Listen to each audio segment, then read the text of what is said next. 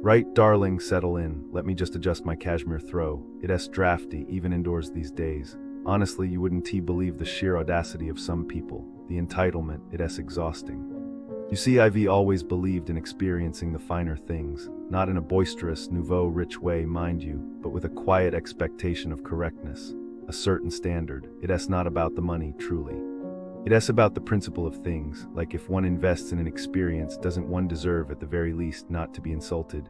It all began with a certain promise. Hotel Rosemer Spa, Lauret de Mar. The name itself evokes a delicate, almost ethereal image, doesn't it? Rosemer, rose of the sea.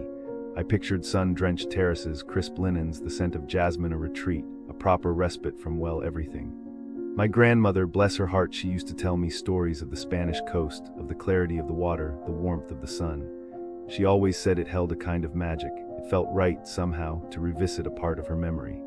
I'd been assured repeatedly by a very polished woman on the telephone, who, I suspect, now resides in a different postcode, conveniently, that a disabled friendly room had been secured, months in advance.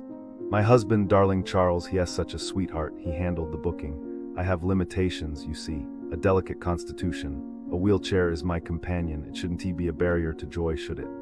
One would think accommodations would, accommodate, so we arrived. Oh, the initial impression. The exterior was rather lovely, I grant you, a sort of vaguely Mediterranean aesthetic, but then the ramp, goodness. It wasn't a ramp, was it? It was a slope, a frankly perilous incline, like something designed by someone who has never actually seen a wheelchair. Imagine, if you will, being left, quite literally, stranded on the pavement, just abandoned. It feels so undignified. Charles, bless him, he looked utterly mortified. He went inside to reason with them, and the receptionist, oh, she was a vision in indifference. She informed him with the sort of tone one reserves for ordering a lukewarm coffee that there was no other access. None, as if that were acceptable. He insisted, naturally. He's a lawyer, you see, accustomed to navigating bureaucratic labyrinths, and eventually they grudgingly revealed a back entrance, through the cafe next door, a rather complicated route. Imagine, darling, having to time one's movements around the cafe's opening hours just to access one's accommodation. It's like something from a particularly dreary spy novel, but that was merely the prelude. The appetizer, if you will, to a truly appalling banquet of disappointment. We were led down endless corridors through a maze of identical doors to the fourth floor. The fourth floor, can you imagine, a fire hazard, quite frankly. And the lift, well, it wasn't functioning. They mumbled something about maintenance. A convenient excuse, I suspect. I thought back to my grandmother's stories, and I wondered if she ever had to time a visit around cafes, or worry if a faulty lift was going to burn the hotel down. And the room, oh the room, it wasn't a room, darling. It was a cell. A tiny, cramped space, smelling faintly of despair and damp. The furniture looked as if it had been salvaged from a particularly unfortunate garage sale. And the smell, it was indescribable, a sort of musty, stale odor that clung to the back of your throat. The curtains were faded, the carpet stained, and the air conditioner, that infernal machine, pumped out air that smelled distinctly of the kitchen. Honestly, it was like trying to breathe in a paella. We politely, mind you, requested an upgrade, a superior room perhaps with a sea view. They were naturally happy to oblige, for an additional fee, of course. They showed us 3, all identical. Slightly higher up, yes, offering a The businesses near Hotel Rosemer Spa, Lauret de Mar, a tale of woe, a saga of disappointment, a never-ending cycle of unmet expectations. As I delved into the reviews, my heart sank, my spirits plummeted, and my hopes for a pleasant experience were crushed. It's as if these businesses took all the excitement and joy of traveling and replaced it with a sense of dread and frustration. Let's start with the Centre Commercial Porte Lauret, a shopping centre that promises much but delivers little. Imagine a barren wasteland of disappointment, where the only thing more scarce than a smile is a working elevator. The reviews paint a picture of a poorly managed, uncaring establishment that seems more interested in collecting rent than providing a decent shopping experience. And then there's Fenel's Garden, a hotel that promises luxury but serves up a plate of mediocrity. Imagine a stay where the staff seem to be stuck in a never-ending cycle of apathy, where the food is as tasteless as the service is unfriendly. It's as if they're trying to make you feel like you're an inconvenience, a bother that they'd rather not deal with. But wait, it gets better. Or worse, depending on your perspective. Ristorante Mumbai Indian Cuisine, a place that promised the flavors of India but served up a dish of deceit. Imagine a meal where the chicken is as tough as old leather, the sauce as bland as a plain rice cake, and the service as friendly as a traffic cop on a Monday morning. It's as if they took all the worst parts of Indian cuisine and blended them into a culinary abomination. And let's not forget La Logna, a restaurant that promised seafood but served up a plate of disappointment. Imagine a meal where the fish is as fresh as last week's newspaper, the service as friendly as a cranky toddler, and the atmosphere as festive as a funeral parlor.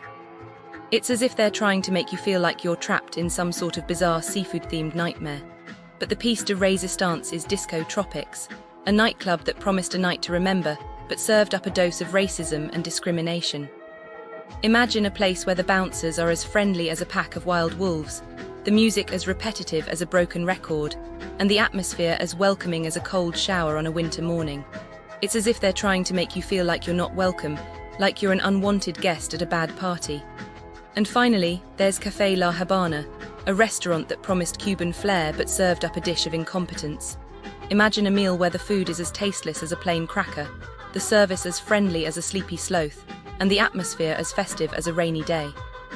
It's as if they're trying to make you feel like you're stuck in some sort of culinary Groundhog Day, reliving the same disappointing experience over and over again. In conclusion, the businesses near Hotel Rossama Spa, Lloret de Mar, are a minefield of disappointment, a never-ending cycle of unmet expectations and shattered dreams. So traveller beware, for these businesses are not for the faint of heart.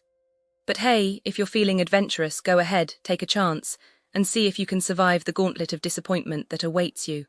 You know, I'm really sad when I think about all the bad things that happen near Hotel Rossama Spa, Lloret de Mar like. I'm looking into all these crimes and scams, and it's just so... So businesses near Hotel Rossama Spa, Lloret de Mar are like super sketchy, you know. Like they'll set up these fake storefronts, and it's all just a front for human trafficking and forced prostitution. I mean, can you believe it? It's like they're literally selling people. This one ring was busted by Spanish and Croatian police, and they were forcing women from all over Europe to work as prostitutes. Like, how could you know? It's just so wrong. And you know what's even worse? The authorities were investigating property crimes, and they found out that this trafficker group was also smuggling drugs. Like, what's wrong with people? Don't they have a heart? I mean, I'm just a teenager, and even I know that's not okay. Businesses near Hotel Rossama Spa, Lloret de Mar are like, totally corrupt, you know. Like the Russian mafia was laundering millions of euros through legitimate-looking businesses in Lloret de Mar. They even bribed the former mayor of Lloret de Mar, Xavier Crespo. Like, how could you take money from criminals, you know? Don't you care about the people of Lloret de Mar? And then there's this repeat thief who's been targeting local stores near Hotel Rossama Spa, Lloret de Mar like. The owners are so frustrated because the thief keeps getting away with it. They've even caught him on camera, but he just doesn't care. Like, what's wrong with this person? Don't they have any morals? I mean, I'm sure the store owners are just trying to make a living, and this guy is just taking advantage of them.